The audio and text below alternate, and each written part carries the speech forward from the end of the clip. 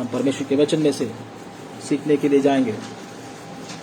प्रभु के वचन में लिखा है, परमेश्वर का दास हानूक के विषय में अगर हम पढ़ते हैं तो सबसे भविष्यवक्ताओं में सबसे पहला भविष्यवक्ता हानूक है। अगर हम प्रभु के वचन में देखें तो उसके बाद हम नूह को देखते हैं। नूह भी भविष्यवाणी की है, लेकिन सबसे पहले भविष्यवाणी हानूक ने किया है। हानूक ने क्या भविष्यवाणी किया है, आप में से कोई बता सकता है? अंत के समय के बारे में हानूक ने भविष्यवाणी किया है। परमेश्वर के न्याय के विषय में भविष्यवाणी किया है। परमेश्वर का न्याय आएगा करके परमेश्वर ने नूह से भी पहले हानूक को बताया था। हम में से बहुत सारे लोग समझते हैं कहीं नूह को पहले बताया था। पहले नूह को नहीं, पहले हानूक को बताया था। अगर आप पढ़ना चाहते हैं तो यहूदा की पुस्तक में इसका वर्णन किया गया। आप पढ़ना चाहते हो, पढ़ सकते हैं। यहूदा की पुस्तक निकालेंगे। धन्यवाद। यहूदा की पुस्तक उसका 1 अध्याय उसका 14 वचन से हम प्रभु के वचन में से ऊंची आवाज में पढ़ेंगे। कोई ऊंची आवाज में पढ़ दे।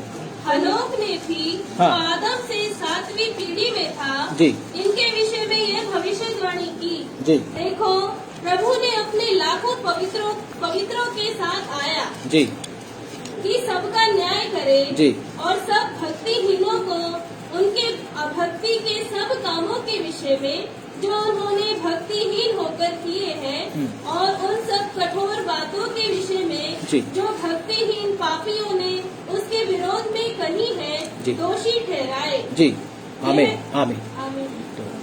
मैं आपको एक बात और बताना चाहता हूँ। फेसबुक के ऊपर हमने ऑनलाइन किया है। अगर आप में से फेसबुक के ऊपर कोई इसको करना चाहता है, देखना चाहता है, फेसबुक के ऊपर भी आप इसको ऑनलाइन देख सकते हैं। फेसबुक के ऊपर ऑनलाइन किया गया है। विश्वासियों में से कोई किसी को फेसबुक पे ठीक लगता है तो फेसबुक के ऊपर भी आप उसको देख सकते हैं। तो प्रभु का वचन इधर क्या कहता है कि हानूक, परमेश्वर का वचन हानूक के द्वारा बताता है कि यीशु मसीह के विषय में बताया कि वो अपने लाखों पवित्रों के साथ आया कि जगत के लोगों का क्या करे, न्याय करे। वो यीशु मसीह की कौन सी आमद के बारे में? यीशु मसीह की दूसरी आमद के बारे में, जब प्रभु यीशु मसीह इस धरती के ऊपर क्या करने के लिए आएंगे? न्याय करके राज्य करने के लिए आएंगे। कितनी देर का राज्य होगा? 1000 साल का राज्य प्रभु के वचन में लिखा है।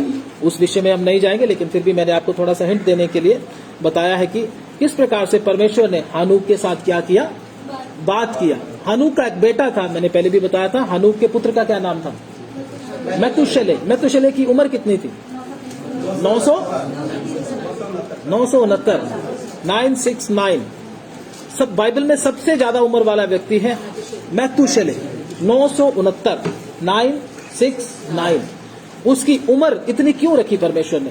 क्योंकि परमेश्वर ने हानूक को ये प्रगटीकरण दिया था, बताया था कि जब तेरा पुत्र पैदा होगा तो क्या होगा? इस धरती के ऊपर महाप्रलय आएगा। हाँ, मरेगा उसका पुत्र, सॉरी, जब उसका पुत्र मरेगा तो क्या होगा? महाप्रलय आएगा। तो हानूक क्या किया? इस बात को, परमेश्वर की बात को समझ गया और इस बात को समझकर महाप्रलय के आने की क्या करने लगे? वो लोग तैयारी करने लगे और उसके मन में परमेश्वर का भय आ गया कि परमेश्वर क्या करेगा? न्याय करेगा। जब न्याय की बात हानूक के सामने आई तो हानूक भी परमेश्वर के साथ कितनी देर तक चलता रहा? 300 साल तक चलता रहा। आज परमेश्वर के साथ चलने में हम लोगों को दिक्कत क्यों है? क्योंकि परमेश्वर के न्याय का किसी को भय नहीं है। भय क्यों नहीं है? क्योंकि विश्वास ही नहीं है। हम समझते हैं पता नहीं परमेश्वर करेगा नहीं करेगा, ये तो सब कहानी करके समझते हैं, इसलिए परमेश्वर का कोई भय किसी को नहीं है। अगर आपने परमेश्वर के साथ साथ चलना है तो आपको ज्ञान की जरूरत नहीं है, आपको और किसी चीज की जरूरत नहीं है। सिर्फ और सिर्फ क्या चाहिए? परमेश्वर का भय, परमेश्वर का डर जब आपके अंदर है तो आप परमेश्वर के साथ साथ चल सकते हैं। उसमें कोई दिक्कत आनी नहीं चाहिए, दिक्कत नहीं होगी आपको। अगर हानूक जैसा आदमी चल सकता है तो हमारे भी चलने में कोई दिक्कत नहीं होनी चाहिए, क्योंकि हमने क्या किया है? बपतिस्मा लिया है, हमने पवित्र आत्मा पाया है, हमने प्रभु भोज लिया, हमारे पास सेवक भी है, हमारे पास सब है। लेकिन क्या नहीं है? सिर्फ चलने में दिक्कत क्यों? क्या नहीं है? परमेश्वर का डर और भय नहीं है। इसीलिए आजकल कलीसियाओं में क्या नहीं है? परमेश्वर का डर नहीं है, भय नहीं है। परमेश्वर के साथ साथ चलने में क्या आती है? दिक्कत आती है। तो परमेश्वर के साथ चलने के लिए हमको क्या चाहिए? परमेश्वर का भय चाहिए। तो परमेश्वर ने क्या किया? हानूक के बाद, इस विषय में हम नहीं जाएंगे, हानूक का विषय बहुत बार सीख चुके हैं। परमेश्वर ने उसके बाद नूह के साथ बात किया। नूह भी क्या था? पूरी पृथ्वी पर एक क्या था? धर्मी, परमेश्वर की नजर में एक धर्मी व्यक्ति था और खरा और सीधा व्यक्ति था। किसकी तरह? किसकी तरह? अय्यूब की तरह, है ना? वो भी एक धर्मी व्यक्ति था। तो परमेश्वर ने क्या किया?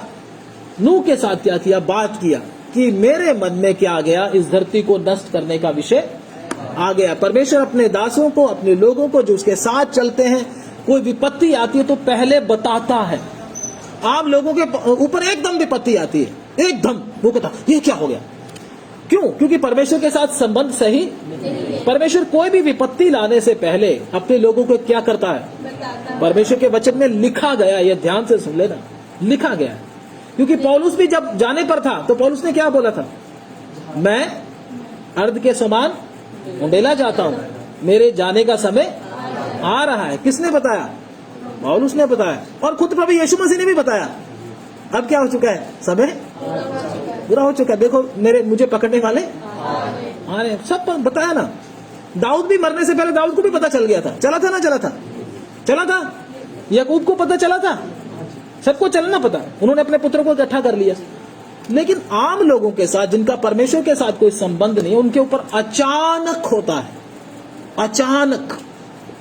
तो इसलिए प्रभु में चलने का फायदा यह है कि हमको कम से कम तैयार होने का मौका मिल जाता है। लेकिन दुष्ट के ऊपर अचानक विपत्ति आती है, अचानक। तो हम में से आप लोग चाहते हो कि अचानक विपत्ति आए? अचानक कोई ऐसी बात हो? अगर आप परमेश्वर के साथ साथ चलते हो, परमेश्वर आपको बताए बिना नहीं करेगा ऐसा काम। अगर अब्राहम को देखे तो जब सदोम और अमोरा के ऊपर क्या आया? आग बरसाई ना परमेश्वर ने। तो परमेश्वर ने क्या किया? किसको बताया? लूत को बताया? नहीं बताया। अब्राहम को बताया, मैं शहर को क्या करने पर हूं?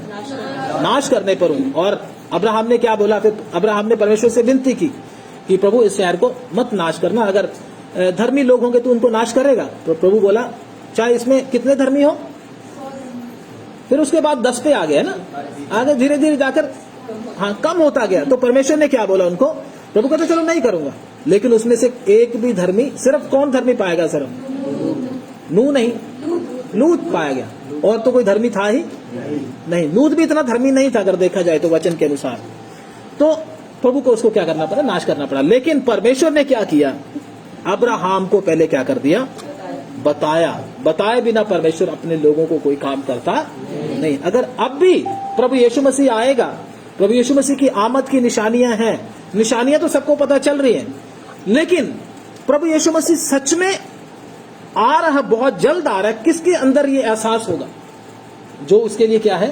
तैयार है, जो प्रभु की आवाज को सुनता। बाकी बोलेंगे अभी टाइम लगेगा, अभी टाइम लगेगा। सुनेंगे सब पास्टर की, टाइम लगेगा, अभी बहुत टाइम पड़ा है, अभी बहुत टाइम पड़ा है, ऐसे करके लगेगा। लेकिन एकदम क्या हो जाएगा? तुरही की आवाज आ जाएगी और प्रभु के लोग क्या किए जाएंगे? उठा लिए जाएंगे। तो ये है प्रभु के वचन में से। परमेश्वर ने नूह के साथ बात किया। जब नूह के साथ बात किया तो नूह को क्या बोला? क्या कर? एक जहाज बनाने के लिए बोला परमेश्वर ने। और कौन सी लकड़ी का? गोपेर की लकड़ी का जहाज, स्पेशल लकड़ी का जहाज बनाने के लिए बोला। हर लकड़ी का जहाज बनाया नहीं जाता। प्रभु ने बोला ये लकड़ी का तूने क्या बनाना है? जहाज बनाना है। और नूह ने क्या किया? गोपेर की लकड़ी को क्या किया? क्या बोला? यहाँ पे लगी हुई है, लेकर आ। क्या बोला? हाँ, ढूंढना है पहले ढूंढना पड़ेगा। ढूंढ कर फिर उसको क्या करना पड़ेगा? काटना पड़ेगा। और नूह को कितना मेहनत लगा होगा लकड़ी इकट्ठा करने के लिए। क्या बनाना है? जहाज बनाना है। और अपने परिवार का भी पालन पोषण करना है। इसमें बहुत सारी बातें मैं आपको बताऊंगा आगे आगे जाकर, जैसे जैसे हम पढ़ते जाएंगे। तो पढ़ेंगे उस वचन को, नूह के विषय में। उत्पत्ति की किताब निकालेंगे हम लोग सब।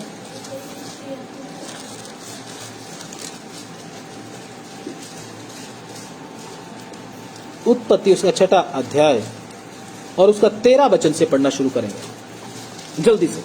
तो परमेश्वर ने नूह से कहा, सब पापियों के अंत करने का प्रश्न मेरे सामने आ गया है, क्योंकि उनके कारण पृथ्वी उपद्रव से भर गई है। जी।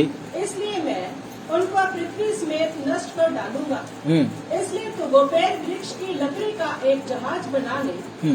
परमेश्वर ने जहाज बनाने के लिए बोला, क्या बनाने की? कश्ती बनाने के लिए नहीं बोला, जहाज कितना बड़ा होता है। परमेश्वर ने नूह को क्या दिया? अपना न्याय आने से पहले एक काम दिया, ताकि नूह क्या करे, उस काम को पूरा कर ले। नूह को एक काम मिला है, काम भी कोई छोटा मोटा नहीं है, जहाज बनाना है, बहुत बड़ा जहाज बनाना है। इसी प्रकार से इस धरती के ऊपर न्याय आने से पहले पहले हम में से सबको परमेश्वर ने क्या दिया है? एक काम दिया है। हम में से कोई फ्री अगर आप बोलो मैं तो फ्री रहता हूं सारा दिन, तो इसका मतलब आप उधर जाने के लिए तैयार नहीं हो रहे। परमेश्वर ने एक एक को काम दिया। वो कौन सा काम दिया है मालूम है? बताइए विश्वासी लोग, परमेश्वर ने कौन सा काम दिया हमको? ताली बजाने का, ढोलक पीटने का, और क्या? हाँ, अपने उद्धार के काम को पूरा करना है।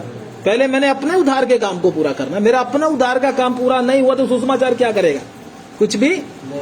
मैंने भी एक अपने काम को, अपने अंदर ही अंदर एक काम को पूरा करना है। उसके बाद परमेश्वर के आत्मा की अगुवाई से मैं किधर जाऊंगा? सुसमाचार प्रचार करने। ये भी एक काम है सब विश्वासी का। लेकिन सबसे पहला काम, मुझे अपने उद्धार के काम को क्या करना है? बड़े ध्यान से सुन लेना। उद्धार का काम एक दिन में पूरा नहीं होगा, मैं आपको बता दूं। इसको क्या लगता है? टाइम लगता है। और आप बोलो मैं भी डाकू की तरह क्या कर लूंगा आखिरी समय, प्रभु मुझे माफ कर दे, मैंने बहुत से पाप किए, मुझे स्वर्ग में ले जा। नहीं होगा मेरे भाई, कोई भी धोखे में। कई लोग बोलते हैं आखिर में मान लूंगा मैं, नहीं होगा। क्योंकि मुझे क्या करना पड़ेगा? उद्धार का काम पूरा करना पड़ेगा। डाकू ने वचन को नहीं सुना था। मैंने और आपने क्या किया है? वचन की एक एक गहराई को सुना है। और मेरा टाइम क्या होता जा रहा है? खत्म होता जा रहा है। अगर मैं बोलूं एक दो दिन के अंदर मैं पूरा कर लूंगा, नहीं होगा। और ये भी नहीं पता मेरा टाइम खत्म कब हो जाए, ये भी नहीं पता। इसलिए क्या है, बहुत गंभीर बात है, इसको हल्के में कोई ना ले, नहीं तो झटका लगेगा। फिर बाद में नहीं कहना कि हमको बताया नहीं। अभी से अगर आप उस काम को पूरा करना शुरू करोगे तभी हो पाएगा, अभी से। और अभी हमारे पास टाइम कितना है हमको मालूम?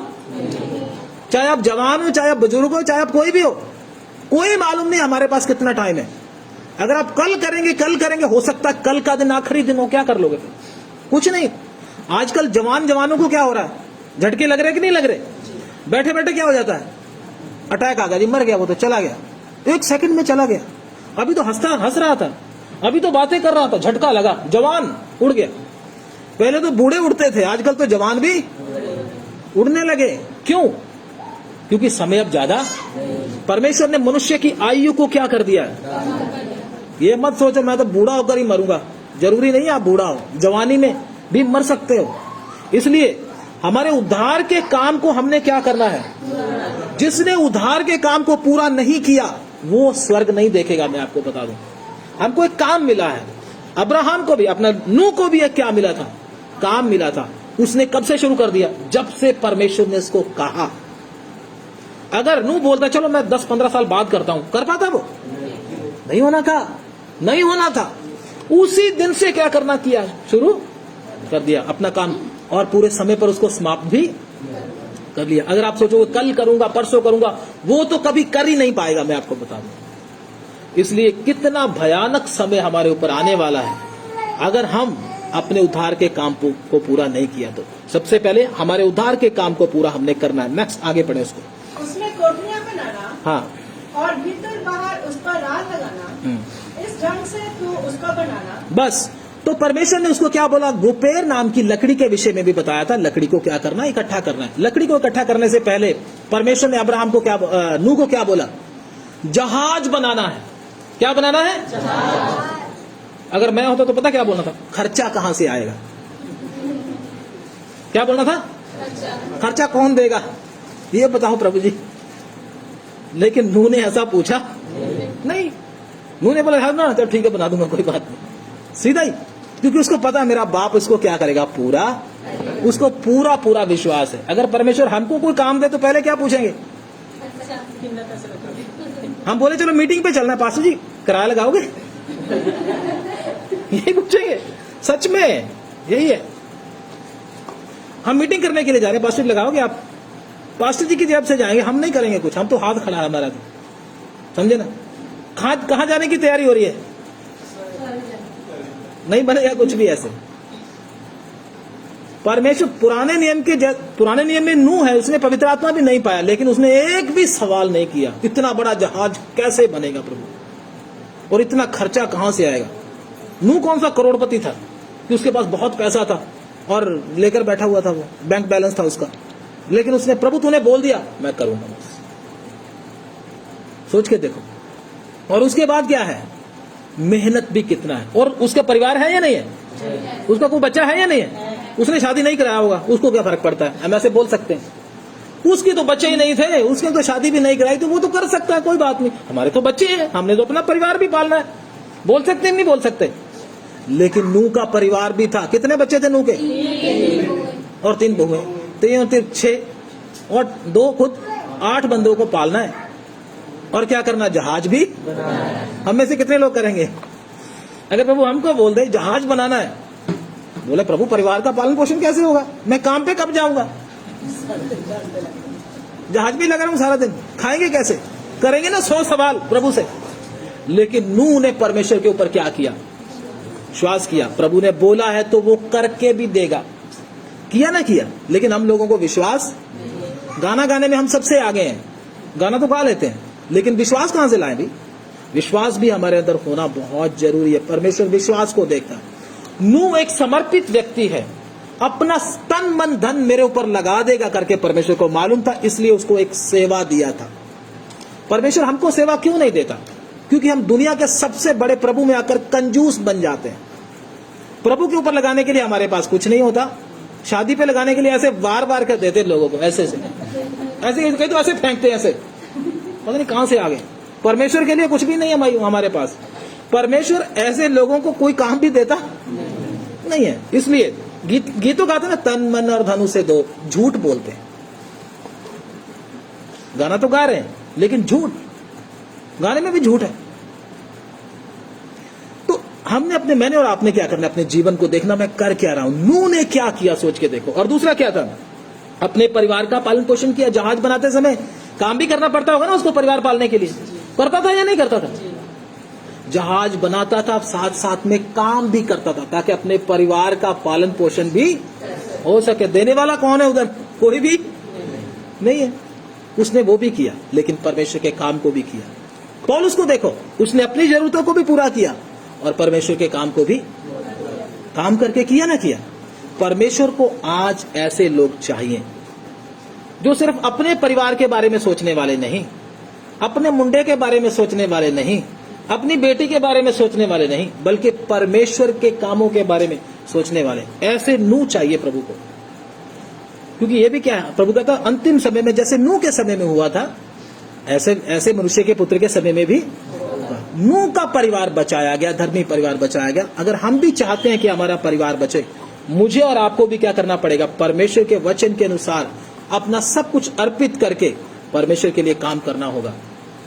वो चाहे हमारे उद्धार का काम हो, चाहे सुसमाचार प्रचार का काम हो, दोनों काम है, ये भी काम में आता है, समझे ना। इसलिए मुझे और आपको अगर बचना है तो ये तो काम करना ही, क्योंकि बिना काम के प्रभु किसी को घुसने वेले, कहते हैं वेले, ऐसे वेला नहीं जाएगा, कोई भी फ्री वाला नहीं जाएगा काम करने। अदन वाटिका में आदम को भी फ्री नहीं रखा था। ये नहीं बोला तू फ्रूट खाता रहा, बस होता रहा आराम से। क्या बोला था? तुझे काम करना है। और यीशु मसीह ने भी क्या किया? काम किया ना, खुद भी काम किया।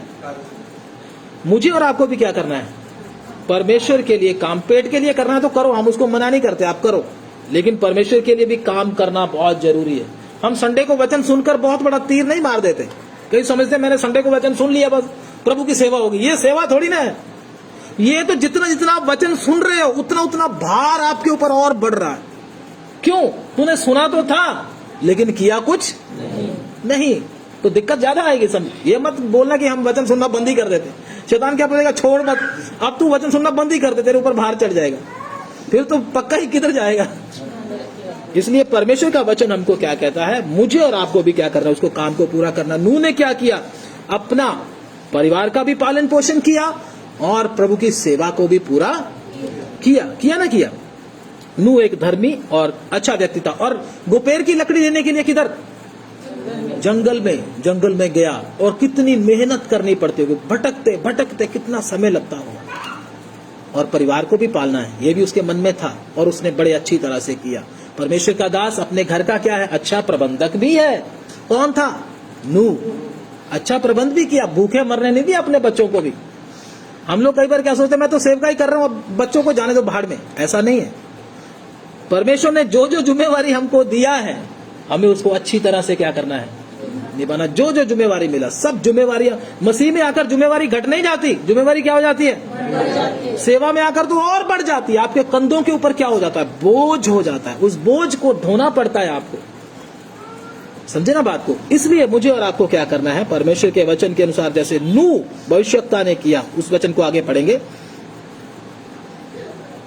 17 जहाज की लंबाई 300 हाथ, जी, चौड़ाई 50 हाथ हाँ। और ऊंचाई 30 हाथ की हो। हाँ। जहाज में एक खिड़की बनाना और उसके एक हाथ ऊपर से उसकी छत बनाना और जहाज की एक द्वार बनाना और जहाज में पहला, दूसरा, तीसरा खंड बनाना। और सुन, मैं आप पृथ्वी पर जल प्रलय करके सब प्राणियों को जिनमें जीवन का प्राण है आकाश के नीचे से नष्ट करने पर हूँ और सबको पृथ्वी पर है मर जाएंगे। जी। परंतु जी। तेरे संग मैं वाचा बांधता हूँ, इसलिए तो अपने पुत्रों, स्त्री 21 वचन भी पढ़े, 21 वचन भी पढ़े, 21। और भांति भांति का भोजन पदार्थ जो खाया जाता है उनको तू लेकर अपने पास इकट्ठा कर रखना, जो तेरे और उनके भोजन के लिए होगा। भोजन भी इकट्ठा करना, किन के लिए? सारे जानवरों के लिए। क्या करना है? सारे जानवरों के लिए। ये भी काम है। कितना मुश्किल काम है। कोई आसान काम नहीं प्रभु ने दिया, कितना मुश्किल काम प्रभु ने दिया है। जहाज भी बनाना है, लकड़ी भी ढूंढ कर लाना है, परिवार को भी पालना है, और क्या करना है, भोजन, दूसरे जानवरों के लिए भोजन भी क्या करना है, इकट्ठा करके रखना है। हमारे जैसे तो सिर फट रहा है, मेरा तो क्या फट रहा है, सिर फट रहा। मेरे से नहीं होगा प्रभु, किसी और कोई दे दे काम। लेकिन नूह ने परमेश्वर के ऊपर विश्वास किया और उस काम को भी, बेशक मुश्किल था लेकिन मना नहीं किया। ऐसे थे परमेश्वर के दास पुराने नियम के अंदर। और हम लोगों ने, वो लोग यीशु मसीह के साथ सिंहासन पर नहीं बैठने वाले, हम लोग किधर बैठने वाले हैं? तो बैठने देगा बैठने? ऐसे बैठ जाएंगे? बहुत मुश्किल है, कठिन है सफर। इसलिए मुझे और आपको क्या करना है, ये काम करने के लिए सबसे पहले क्या करना पड़ेगा, परमेश्वर के साथ साथ चलना पड़ेगा। परमेश्वर के साथ साथ चलने से हमको क्या मिलेगी, दलेरी मिलेगी, हौसला मिलेगा, विश्वास बढ़ेगा। परमेश्वर के साथ साथ जो नहीं चलता ना, उसको मसीह जीवन कैसा लगता है, बड़ा बोरिंग और बड़ा कष्ट भरा और बड़ा मुश्किलों वाला लगता है। मसीह जीवन कष्ट भरा है ना? हाथ खड़ा करो जितने लोग बोलते हैं मसीह जीवन बड़ा कष्ट का है, बड़ी मुश्किल भरा जीवन, बड़ा मुश्किल है। हाथ खड़ा करो, कौन कौन बोलता है? क्या हो गया? आसान है? हाँ, आसान है, आसान है ना? लेकिन जब मुश्किल आती है फिर घमासान क्यों हो जाता है? घमासान भी तो होता है ना, कितना मुश्किल होता है फिर। असल में क्या, जब परमेश्वर के साथ साथ चलेंगे तो किसी भी तरह की प्रॉब्लम आएगी तो हमें कोई दिक्कत आने वाली समस्या हमको महसूस नहीं होगी। नूह ने क्या किया, परमेश्वर के साथ साथ चलने के कारण मुश्किल उसको मुश्किल लगी नहीं, सब काम को करने की शक्ति परमेश्वर उसको क्या करता रहा, देता रहा। आगे बढ़े उस वचन को। हाँ, परमेश्वर की इस आज्ञा के अनुसार नूह ने किया। परमेश्वर की आज्ञा के अनुसार नूह ने क्या किया? नूह ने किया, उस काम को किया। नूह ने मना नहीं किया, उसने उसको किया, विश्वास किया परमेश्वर के ऊपर। परमेश्वर मेरी मदद, मैं आपको बोलता हूं जितना भी काम परमेश्वर हमको देता है उसमें हमारी मदद भी। ये मत समझना परमेश्वर मदद नहीं करेगा, अब तो मुझे अकेले टक्करें मारनी पड़ेंगी, ऐसा नहीं है। मदद करेगा, वचन में लिखा वो तू तेरे साथ साथ, तेरे मार्ग में तेरी अगुवाई करेगा। अकेला थोड़ी ना तू करेगा, मैं तेरे साथ हूं ना, जगत के अंत तक तेरे साथ हूं। लेकिन तू मेरे साथ चलना नहीं चाहता। पंगा तो ये ना, परमेश्वर हमारे साथ साथ चलना चाहता है या हम परमेश्वर के साथ साथ चलना चाहते हैं? बताइए, बोलिए ना। हम परमेश्वर के साथ साथ चलना चाहते हैं या परमेश्वर हमारे साथ साथ चलना चाहते हैं? हम चलना चाहते हैं? नहीं। क्यों? क्यों क्यों नहीं चलना चाहते? क्योंकि परमेश्वर के साथ चलेंगे तो बड़ी दिक्कत। मैं आपको एक उदाहरण देता हूं। प्रभु यीशु मसीह आज बोले तेरे घर में मैं 1 हफ्ता रहूंगा। पहले भी बोला था मैंने। कैसे लगेगा? टीवी बंद हो जाएगा ना, मोबाइल बंद, फेसबुक व्हाट्सएप सब बंद, है ना, इधर उधर घूमना फिरना बंद। बोलेगे अच्छा यीशु मसीह हमारे घर में आया, हमारा तो जीना ही, लड़ाई झगड़ा सब एक दूसरे को तू मैं बंद। बड़ी दिक्कत लगेगी, है ना, क्योंकि हमको तो तू मैं करने की क्या है आदत है। बड़ी प्रॉब्लम आ जाएगी। प्रभु ये तो प्रॉब्लम आ गई, ये क्या हो गया? वेट करेंगे कि प्रभु कब जाएगा तू इधर से, ताकि हम भी कुछ अपने अच्छे से सांस ले सके। हमारा तो सांस ही बंद कर दिया तूने आकर।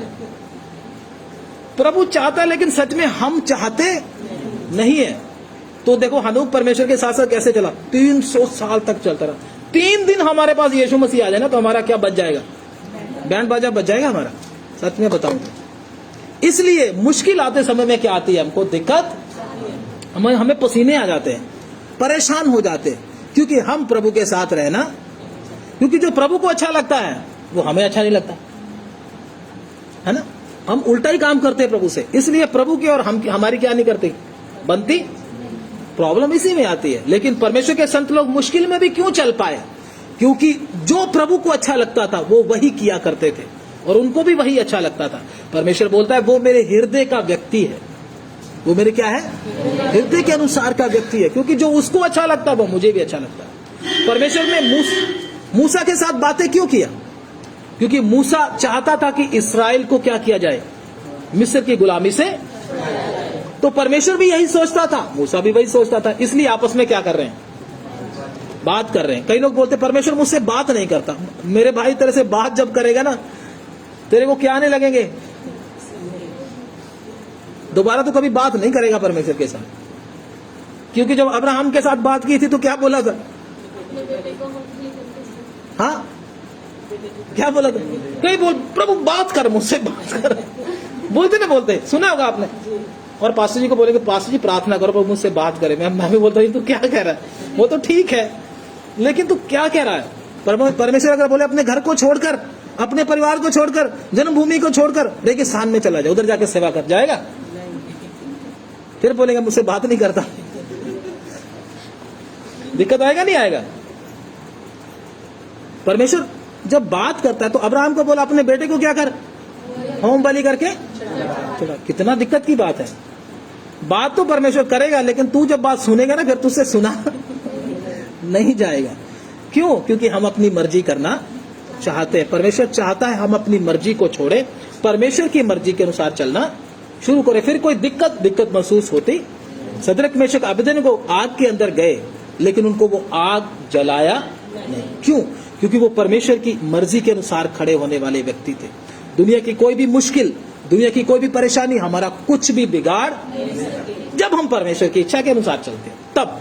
शर्त यह है, जब हम परमेश्वर की इच्छा के अनुसार चलना चाहते हैं तब नहीं कर सकती। जब हम अपनी इच्छा के अनुसार चलना चाहते हैं तो तब हमको दिक्कत आएगी। ये आदत को हम सुधार ले, सब कुछ ठीक हो जाएगा। मसीह जीवन कैसा है? बड़े आराम से चलने का जीवन है। कई लोग बोलते हैं मसीह जीवन बड़ा मुश्किल है। मुश्किल क्यों है? तू अपनी मर्जी चाहता है, इसीलिए तुझे क्या आती है? मसीह के पीछे चलने में।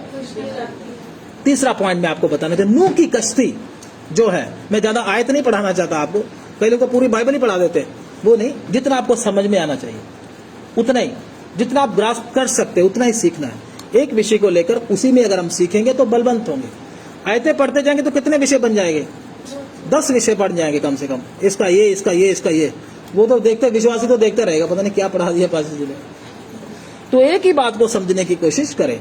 नूह की कश्ती यीशु मसीह की कलीसिया को भी क्या करती है? रिप्रेजेंट करती है। क्या करती है? यीशु मसीह की कलीसिया को भी क्या करती है? दिखाती है, उसको दर्शाती है। हिंदी में अगर देखें तो वो कैसे? नूह की कश्ती में सब जानवर गए थे और नूह का परिवार था। नूह की कश्ती में दिक्कत था? किसी को कोई दिक्कत था? दिक्कत होता होगा लेकिन महसूस नहीं था। ये है क्योंकि नूह की कश्ती में कितने बड़े बड़े जानवर थे। हाथी था, हाथी को बैठने के लिए कितनी जगह चाहिए? बहुत जगह चाहिए, है ना। बड़े शेर होंगे, है ना, बड़े बड़े क्या होंगे, क्या उसको बोलते हैं, जिराफ होंगे, और जो जिसको गैंडा बोलते हैं वो भी होंगे, उनको तो बहुत जगह चाहिए, चाहिए ना चाहिए। एडजस्ट करके बैठे होंगे, मैं सोचता हूँ। मुश्किल तो है, लेकिन करें क्या, ठीक है ना। बस स्वभाव क्या हो गया, एडजस्ट करने की आदत पड़ गई, लेकिन इनको तो एडजस्ट करने की आदत होती नहीं है। सब जानवरों को क्या किया गया, एडजस्ट करके वो बैठे। कलीसिया भी एक ऐसी जगह है, बेशक हमारे दिमाग के व्यक्ति इधर नहीं है ना, हमारी सोच के अनुसार इधर व्यक्ति नहीं बैठे हुए, हमारे स्वभाव वाले व्यक्ति इधर नहीं बैठे हुए, लेकिन फिर भी क्या है, एक तो है, एक बात तो है, नष्ट होने से हम बच जाएंगे। नूह की कश्ती में जो जानवर चले गए, बेशक उनको अपनी सुविधा के अनुसार नहीं है, लेकिन फिर भी जान उनकी क्या हो गई, बच गई। लेकिन हम भी अगर सोचे नहीं, मुझे तो अपने हिसाब की कलीसिया चाहिए, मुझे तो अपने हिसाब का पास्टर चाहिए, मुझे तो ये चाहिए वो चाहिए, तेरा कुछ हो नहीं सकता। क्योंकि कलीसिया में आकर के हम जाते हैं शैतान के हमले से, पाप के प्रभाव से कलीसिया में रहकर हम सुरक्षित रहते हैं। क्योंकि उधर हमको हर बार क्या मिलता रहता है, परमेश्वर के वचन से हमको हौसला मिलता रहता है, हमको तसल्ली मिलती रहती है, हम ताजा होते चले जाते हैं। कलीसिया क्या करती है, हमको बाहर के प्रभाव से, शैतान के प्रभाव से, पाप के प्रभाव से हमको क्या करती है, प्रभु की उपस्थिति क्या करती है, हमको बचाकर रखती है। इसलिए लेकिन हम क्या हो जाते हैं, मरने से बच जाते हैं। जैसे नूह की कश्ती में जानवर क्या हो गए, मरने से बच गए, ऐसे कलीसिया में आकर आपको मरने से बचने के लिए मौका है।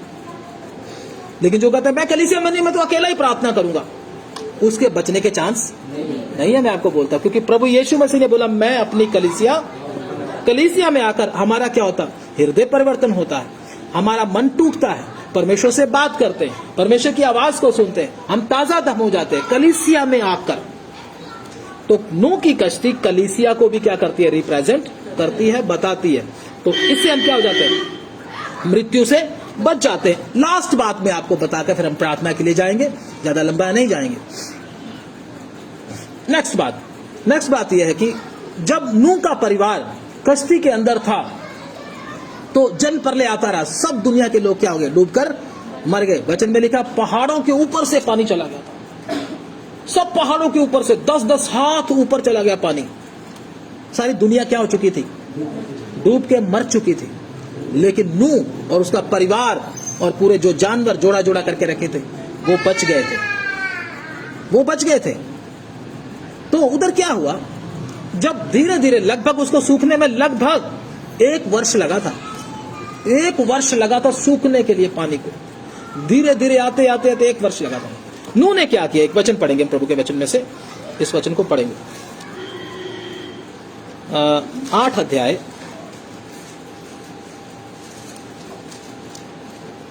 उसका 5 वचन से पढ़ना शुरू करेंगे। और जल 10वें महीने तक घटता चला गया। जल क्या हो गया, 10वें महीने तक घटता चला गया। और 10वें महीने के पहले दिन को पहाड़ों की चोटियां दिखाई दी। 10वें महीने के पहले दिन पहाड़ों की चोटियां ही दिखाई दी थी। हाँ, फिर ऐसा हुआ कि 40 दिन के पश्चात नूह ने अपने बनाए हुए जहाज की खिड़की को खोलकर, उससे 40 दिन पश्चात क्या हुआ, उसने क्या किया, नूह ने उस खिड़की को क्या किया, खोला। एक ही खिड़की थी, खोला उसको, एक कौवा उड़ा दिया। खिड़की का अपना खिड़की किधर थी, किधर, वैसे तो खिड़की कहाँ होती है आमतौर पर, कश्ती की बनावट देखो कैसे, हम तो साइड पे बनाएंगे, लेकिन उसने कैसे बनाई, जब भी देखे तो किधर देखे, परमेश्वर की तरफ ही देखे, ध्यान हमारा परमेश्वर की तरफ ही हो। खिड़की खोला तो सबसे पहले ऊपर, हाँ, जब देखा तो जब तक जल पृथ्वी पर से सूख न गया, हाँ, तब तक कौवा इधर उधर फिरता रहा। हाँ, कहाँ से पढ़ दिया आप, दोबारा पढ़ो उस वचन को। फिर ऐसा हुआ कि 40 दिन के पश्चात नूह ने अपने बनाए हुए जहाज की खिड़की को खोलकर एक कौवा उड़ा दिया जी, जब तक जल पृथ्वी पर से सूख न गया। हाँ, कौवा उड़ा दिया, पर नूह ने क्या दिया, एक कौवे को पकड़ा और क्या कर दिया, उसमें से उड़ा दिया। क्या करने के लिए, पता चल जाए जल सूखा है कि नहीं।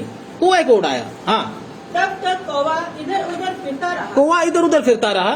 फिर उसने अपने पास बस कौवा आया, उसने कुछ नहीं बताया। कौवा किस किसने देखा है? सबने देखा है ना? कैसा होता है उसका स्वभाव? हाँ, कैसा होता है? लालची है, झगड़ालू है, लड़का है वो, बड़े बड़ों से पंगा देखा होगा ना आपने, चील से भी पंगा लेता है छीनने के लिए, डरता नहीं है किसी से भी, और उठाकर 9 तो 11 होने की आदत है उसकी, है ना। और उसको गंध बड़ा अच्छा लगता है। गंध में क्या लगाता रहता है? चोंच मारता ही अच्छा लगता है उसको, और शोर मचाना बड़ा अच्छा लगता है। शोर मचाएगा वो। हम में से भी बहुत सारे कौवे की तरह हैं, घर में सारा दिन शोर ही मचाते रहते हैं, है कि नहीं? आप में से तो कोई नहीं है? कोई नहीं है, ठीक है, शुक्र है।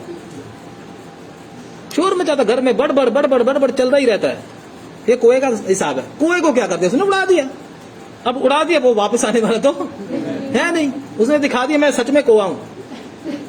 तो चारों तरफ घूमा वो, घूमता रहा। वापस क्यों नहीं आया?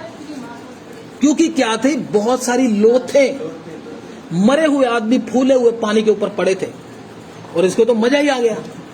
ये तो क्या बोला, अब तो क्या है, दावत मिल गई, अब तो खाने को तो क्या है, मजा। अब उधर जाने की जरूरत छोड़ो, पर रहने दो। वो गया ही उधर ही खाता रहा, गंध खाता रहा। लेकिन जब नूह वेट किया, जब वो नहीं आया तो नूह को क्या करना पड़ा? आगे पढ़े। फिर उसने अपने पास से एक कबूतरी को भी उड़ा दिया। उसने फिर क्या कर दिया? कबूतरी को उड़ा दिया। हाँ, कि देखे कि जल भूमि पर से घट गया कि नहीं। जल भूमि पर से घट गया है कि नहीं। हाँ, उस कबूतरी ने अपने पैर टेकने के लिए हाँ, कोई आधार न मिला। जब उसको पैर रखने के लिए कोई जगह ना मिली, तो वह उसके पास जहाज में लौट आई। वो जहाज में वापस आ गई। कौन? कबूतरी। कबूतरी को वो गंध अच्छा लगता? वो गई तो थी, लेकिन ज्यादा देर नहीं रुकी, वो वापस आ गई। ऐसे ही बहुत सारे लोग कलीसिया में जाते तो हैं, अगर विश्वासी है, उद्धार पाया है